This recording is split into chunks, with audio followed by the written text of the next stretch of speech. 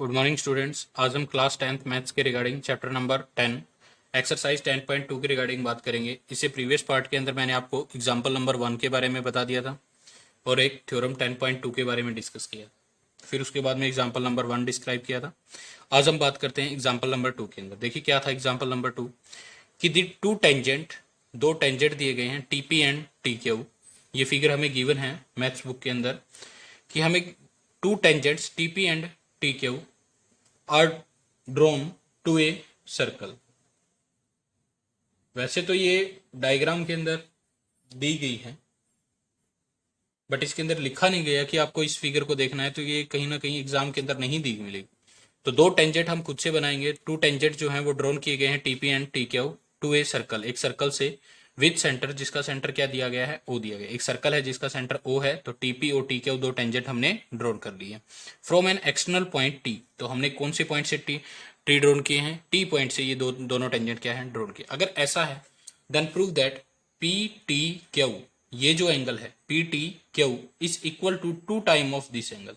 ये एंगल छोटा है, तो अगर किस एंगल का, O P Q, O P Q इस एंगल का टू टाइम करेंगे तो ये इसके एंगल टी के इक्वल आए।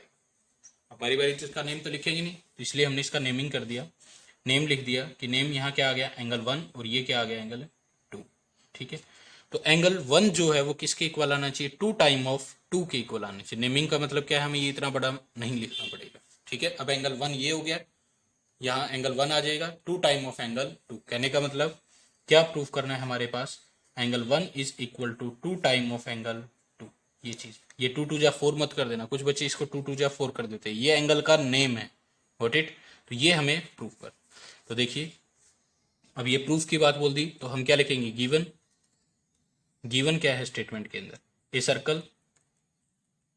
सर्कल विद सेंटर ओ, एक सर्कल दिया गया विद सेंटर ओ, एक सर्कल है जिसका सेंटर क्या दिया गया है, ओ दिया गया है। ठीक है, कोई दिक्कत नहीं। और क्या दिया गया है, TP and T is an external point, T is external point. ठीक है, ये एक एक्सटर्नल पॉइंट है। देन ये लिख सकते हैं कि टीपी और टी क्यू दोनों क्या है, एक्सटर्नल पॉइंट से ड्रॉन किए गए दो टेंजेंट हैं। तो क्या लिखें, TP and T Q tangent to a circle, tangent to a circle drawn from external point, drawn from external point T, T से ये दोनों क्या हैं, ड्रॉ किए गए। ठीक है, और क्या है, बस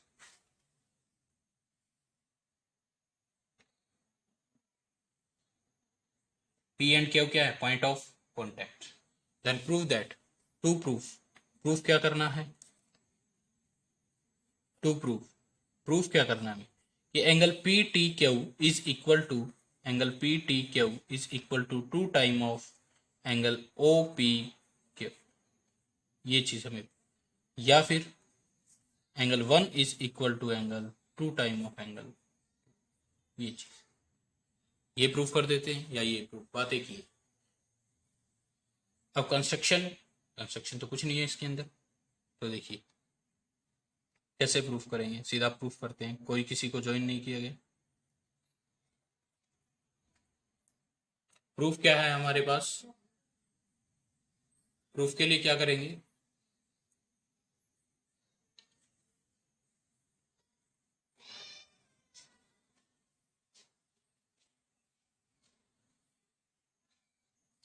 देखिए प्रूफ में क्या लिखेंगे।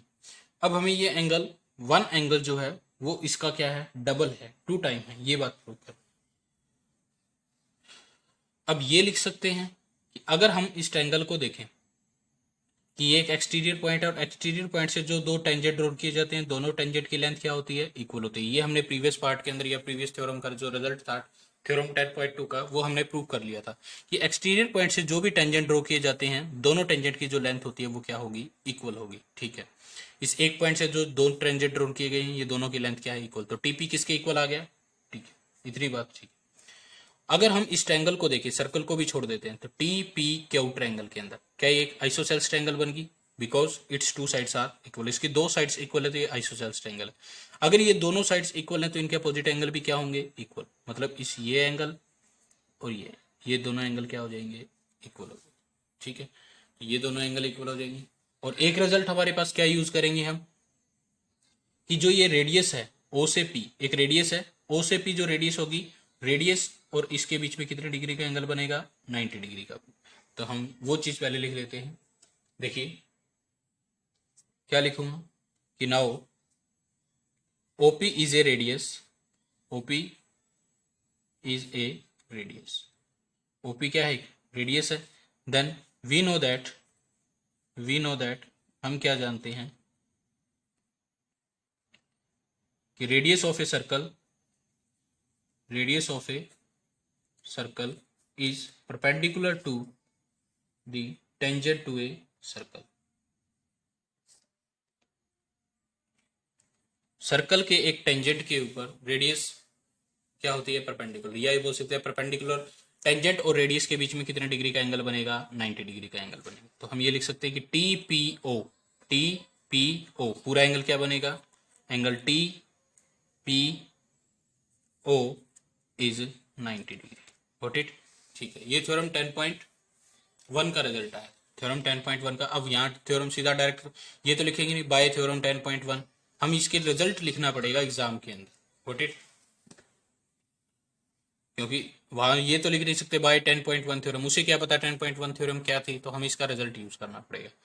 अगर ये 90 डिग्री है तो इसके अंदर मैंने नेमिंग कर दिया कि ये जो एंगल है इतना, ये क्या है 3, ये जो एंगल है ये क्या है 4। तो एंगल 3 + 2, क्या इन दोनों एंगल का सम 90 हो गया, मतलब इस पूरे एंगल के अंदर TPO एंगल क्या है, TPO, इसको क्या लिख सकता हूं, angle 2 + angle 3।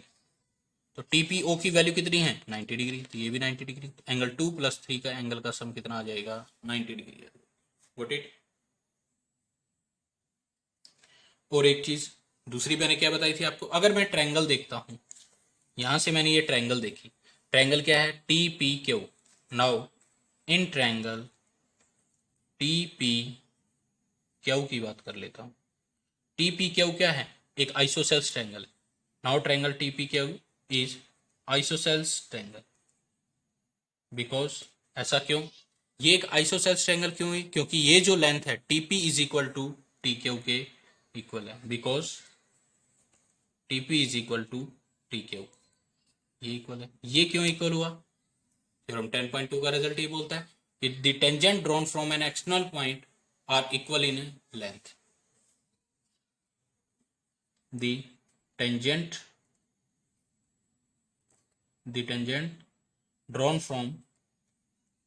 drawn from external point to a circle are equal in length. Got it? यही दिया गया है, ये जो दोनों टेंजेंट होंगे ये क्या होंगे, इक्वल लेंथ के होंगे। तो TP = TQ, तो इस वजह से ये क्या बन गई है कि आइसोसेल्स है ट्रायंगल बन गई है। ठीक है, इतनी बात हम। अगर ये दोनों टेंजेंट है, अगर ये दोनों टेंजेंट है, इन दोनों की लेंथ इक्वल है, तो कहीं ना कहीं ये जो ट्रायंगल है, ये देखिए इस ट्रायंगल की बात कर रही है। ठीक है, अलग से मैंने बना ली, ये T, ये P और ये Q। अगर ये दोनों साइड्स इक्वल है तो क्या ये दोनों एंगल्स भी क्या होंगे, इक्वल। अपोजिट साइड्स के अपोजिट, जो ये साइड्स इक्वल है इनके अपोजिट एंगल भी क्या होते हैं, इक्वल। क्योंकि ये दोनों साइड्स इक्वल है तो उनके अपोजिट में, इसके अपोजिट में ये, इसके अपोजिट में ये दोनों एंगल भी क्या हो जाएंगे, इक्वल। तो इन दोनों एंगल का नेम क्या दिया मैंने, 3 और 4। ये एंगल 3 है तो ये एंगल 4 हो गया। तो क्या मैं लिख सकता हूँ कि एंगल 3 = एंगल 4 होगा। वो किस रिजल्ट के हिसाब से होगा, वो हम ये लिखेंगे, if opposite sides are equal then its opposite angle are also equal. ठीक है, तो नाउ देखिए नेक्स्ट के अंदर क्या करेंगे, कैसे करेंगे। नाउ देखिए हमने TPQ को आइसोसेल्स ट्रायंगल प्रूव कर दिया, क्योंकि ये दोनों साइड्स इक्वल थी। कोई भी ट्रायंगल के अंदर अगर दो साइड्स इक्वल है तो आइसोसेल्स ट्रायंगल, अगर ये दो साइड्स इक्वल है तो उनके अपोजिट एंगल भी क्या हो जाएंगे, इक्वल। सिर्फ इतने डायग्राम की बात कर रहे हैं। तो इस साइड के अपोजिट में कौन एंगल 3 और इस साइड के अपोजिट में कौन एंगल 4, तो हम क्या लिखेंगे, एंगल 3 = एंगल अब टीपी के अपोजिट में कौन है, एंगल 4, तो angle 4 is equal to angle 3, तो एंगल 3 इज इक्वल टू 4 लिखिए, एंगल 4 इज इक्वल टू 3 लिखिए, बात एक ही है। रीजन क्या देंगे, angle opposite to the side opposite to the equal side opposite to the equal side opposite to the equal angle, equal side opposite to the equal angle, what it. इस result के ब्याह पे मैंने 4 किसके equal हो गया, 3 के।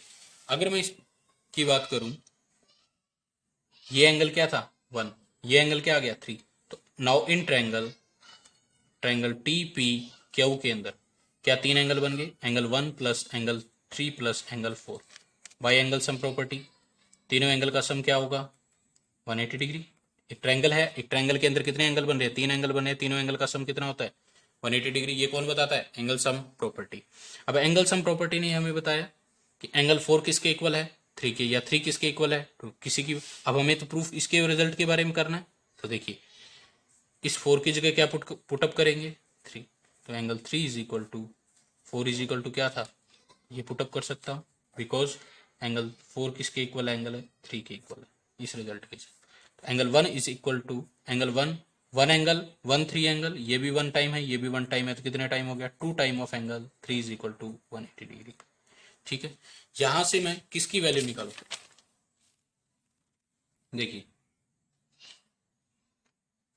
क्या हमारे पास angle 1 plus angle 3 2 time of angle 3, angle 1 की वैल्यू निकाल सकते हैं बिल्कुल, या एंगल 3 की वैल्यू निकाल सकते हो, जो भी आपका। हमारे पास इस क्वेश्चन के अंदर किसके बारे में बात चल रही है 2 और 3 के बारे में, इन दोनों का एंगल का सम कितना है 90 डिग्री। बट क्या यहाँ से एंगल 3 की वैल्यू निकाली जा सकती है, बिल्कुल, एंगल 90 माइनस एंगल 2, क्या रखेंगे यहाँ, ये देखिए मैंने आपको एक रिजल्ट प्रूव करके दिखाया था कि ये दोनों नहीं, तो यहाँ से किसकी वैल्यू निकालेंगे, हमें चाहिए क्या एंगल 2 और एंगल 3 दोनों ही, इन दोनों का सम। ये 2 के बारे में बात कर रहे हैं, तो यहाँ से मैं एंगल 3 की वैल्यू निकाल लेता हूँ। एंगल 3 की वैल्यू क्या आ जाएगी 90, ये प्लस का इधर आएगा तो 90 माइनस एंगल है 2, 90 माइनस एंगल 2, ये रिजल्ट आ गया। इसे इक्वेशन नंबर 1 का नाम दे दिया मैंने। और ये जो ट्रायंगल से इक्वेशन आई इसको मैंने क्या दूसरे इस ट्रायंगल से T P T Q triangle से जो इक्वेशन आई इसको मैंने इक्वेशन, तो फ्रॉम इक्वेशन 1 एंड इक्वेशन 2, इन दोनों इक्वेशन को देखते हैं। क्या हमारे पास एंगल 3 की वैल्यू है, बिल्कुल, एंगल 3 की जगह हम वैल्यू पुटअप कर देंगे। एंगल 3 की वैल्यू फ्रॉम इक्वेशन 1, इक्वेशन 1 क्या आई थी, angle 3 is equal to 90 minus angle 2, ये थी, ठीक है। और ये इक्वेशन क्या आई है एंगल 1 प्लस, तो क्या इस एंगल की वैल्यू इसमें पुटअप कर सकता हूँ, कर दीजिए। तो एंगल 3 की जगह angle 1 plus angle 2 into 90 minus angle 90 degree is equal to 180। Solve करेंगे तो क्या आ जाएगा, एंगल 1 2 इसके साथ मल्टीप्लाई करेंगे तो 180 minus angle 2 time of angle 2, ये लिख सकता हूँ क्योंकि ये 2 ब्रैकेट से बाहर था, ठीक है।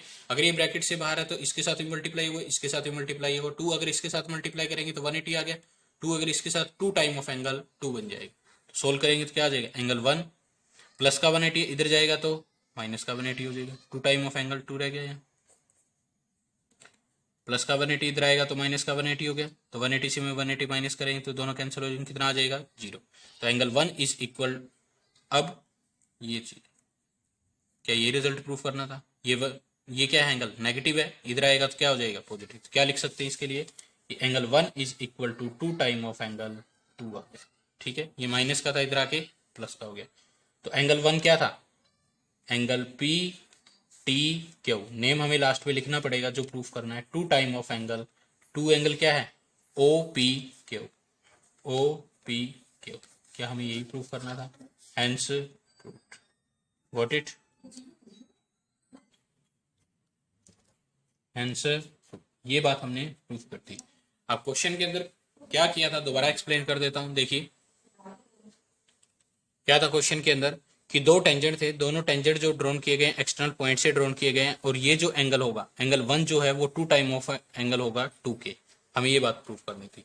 तो हमने क्या किया, पहले मैंने इसके अंदर एक ये चीज देखी कि ये रेडियस है, ओ से पी रेडियस है, ये क्या ये टेंजेंट के परपेंडिकुलर होगी, बिल्कुल, तो एंगल 2 प्लस 3 जो होगा वो कितने डिग्री का आएगा 90 डिग्री, इन दोनों से मिलकर ये पूरा एंगल बनेगा, ये नहीं कि यहां से यहां लेकर, ये रेडियस के साथ में 90, तो ओ से लेकर यहाँ से P तक के बीच का एंगल, ये क्या है 90 degree. Radius is always perpendicular to the tangent, theorem 10.1 के रिजल्ट से। इन दोनों का सम भी क्या हो जाएगा 90 डिग्री। तो यहाँ से मैंने किसकी वैल्यू निकाल ली, एंगल है 3 की, तो एंगल 3, अब 2 + 3 90 डिग्री है, इज इक्वल टू 90 डिग्री। अगर 2 प्लस का इधर आएगा तो माइनस का, ये एक इक्वेशन आ गई। फिर मैंने देखा ये जो ट्रायंगल है PTQ, ये ट्रायंगल है कौन सी triangle, isosceles triangle. Isosceles triangle क्यों कहा मैंने, क्योंकि ये जो दोनों टेंजेंट हैं एक्सटर्नल पॉइंट से ड्रॉन किए गए हैं, एक्सटर्नल पॉइंट से ड्रॉन किए गए टेंजेंट की लेंथ क्या होती है, इक्वल होती है, TP is equal to TQ। तो वही चीज मैंने कहा कि TP is equal to TQ है, tangent drawn from an external point to a circle are equal in length, equal length के होते हैं। अगर कोई ट्रायंगल के अंदर दो साइड्स इक्वल है तो वो क्या बनेगी, एक आइसोसेल्स ट्रायंगल बनेगी। आइसोसेल्स ट्रायंगल है तो उसके दो साइड्स इक्वल हैं, अगर जो दो साइड्स इक्वल है तो उनके अपोजिट एंगल भी क्या होंगे, इक्वल। तो एंगल 3 किसके इक्वल हो जाएगा, एंगल 4 के। इतनी बात ठीक है। अगर एंगल 3 4 के इक्वल है, ये दोनों अगर एंगल इक्वल हैं आपस में, तो हम क्या कह सकते हैं, क्या इसके अंदर एंगल सम प्रॉपर्टी लगा सकते हैं। एक ट्रायंगल है तो PTQ के अंदर एंगल सम प्रॉपर्टी लगाएं, angle 1 plus angle 3 plus angle 4, इन तीनों एंगल का सम कितना हो जाएगा 180 डिग्री। 180 डिग्री हो जाएगा तो हम क्या कहते हैं कि एंगल 3 किसके इक्वल था, 4 के इक्वल था। तो हमने एंगल 4 जो एंगल 4 था उसकी जगह क्या पुट कर दिया था 3। देखिए क्या था, ये आ गया एंगल सम प्रॉपर्टी के हिसाब से। एंगल 4 किसके इक्वल था, अभी हमने प्रूव किया एंगल 3 के इक्वल है, तो यहाँ हमने पुटअप कर दिया 3। तो 3 कितने टाइम आ गया, 2 टाइम आ गया। तो 1 time of angle 3 1 time of angle 3, तो कितने टाइम हो गया 2 टाइम।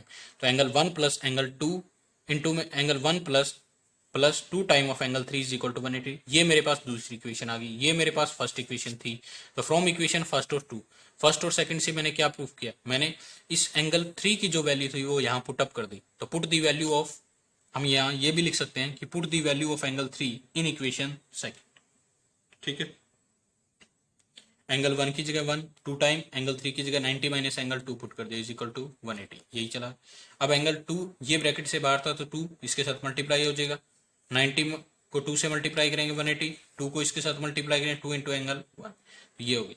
अब 180 क्या है, प्लस का था, इधर आ गया तो माइनस, तो माइनस से माइनस कैंसिल हो गया, यहाँ 0 बच गया।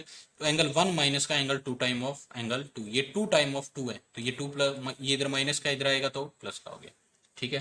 तो इसका हमें नेम लिखना पड़ेगा लास्ट में कि एंगल 1 क्या था, PTQ, क्योंकि हमने अपनी तरफ से लेट किया था एंगल 1 क्या है, तो PTQ is equal to OPQ, hence got it. तो ये था हमारे पास एग्जाम्पल नंबर 2। तो इससे जो नेक्स्ट एग्जाम्पल है वो इससे नेक्स्ट पार्ट के अंदर डिस्कस करेंगे। Thank you.